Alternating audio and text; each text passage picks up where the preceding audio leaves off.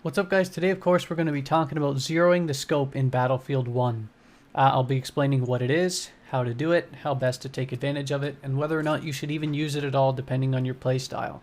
I'll admit I made the mistake of omitting it from my sniping tutorial, and I've gotten lots of questions over it. So for the first one is why wasn't it in the first place? And I'll admit it was a mistake.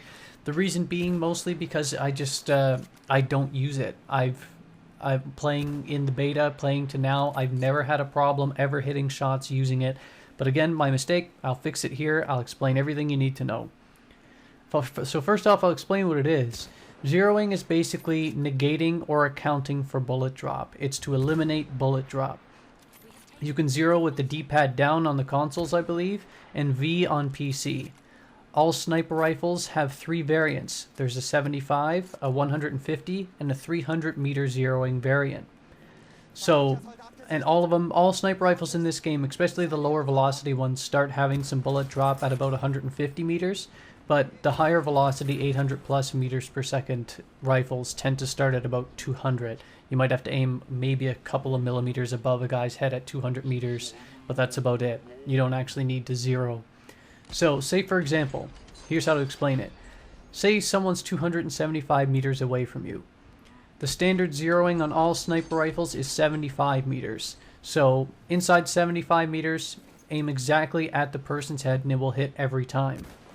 At 275 meters though, that 75 meter standard zoom, all of a sudden because of gravity, won't be a headshot. It'll hit him in the chest, it'll hit him in the legs. But in short, it will not hit him in the head because of bullet drop. In short, if you were to say set your target to 150 meters, or set your zero to 150 meters, now you'd only actually have to account for 125 meters difference. So now you might actually hit him in the head. So in short, zeroing takes bullet drop out of the equation at specific ranges. If you're under 200 meters and you set your scope to 300 meters, you have a situation I like to call over-zeroing. Your scope is set to a target at 300, but say he's at 200 meters. You now have to aim lower on the target in order to hit higher on the target. So you might have to aim at his chest to hit him in the head, as strange as that sounds. Another question I've gotten a lot, how do you figure out range? The spotting scope used to have a rangefinder in it in the beta, and it was either removed or it's currently bugged. DICE hasn't really given a definitive situation as to what's going on there.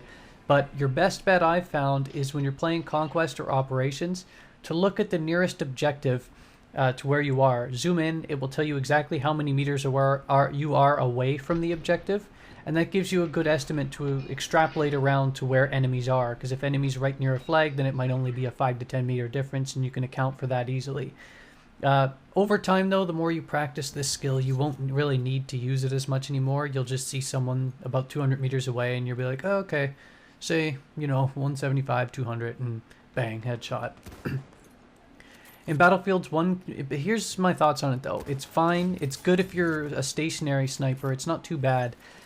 But in Battlefield 1's case, especially for 800 meters per second bullet velocity weapons, shooting targets at about 200 meters away has very little bullet drop, so you don't need to use the zero at all. All you'll have to do is aim slightly above the guy's head. Most of the map encounters I've seen sort of limit you in the ways the maps and the terrain is designed to about 200, 250 meter encounters. So most of the time, if you're going for super far shots, you won't actually find anyone to hit. I haven't had any issues not using the zero hitting 200 meter shots. You'll see it in the video. Past 200, 250 meters, you can adjust to 150 meters if you like.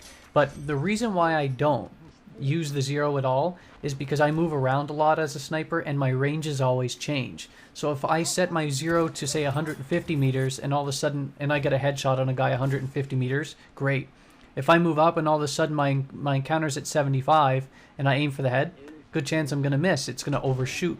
So if you're a more stationary sniper who's looking at specific ranges, that's fine, go nuts. You'll probably find this quite useful to you. If you're a guy that likes to move around and changes up the ranges, or you like going for targets that are always moving around and shifting all sorts of different ranges, the zero is going to be probably more frustrating than helpful to you. So, depends on the kind of sniper you are, but I hope that explains it. I'll explain it briefly more in the video as well through in text dialogue. If you liked the video, leave a like, subscribe if you'd like to see more, and of course, share it on social media if you feel so inclined. Have a good one, YouTube.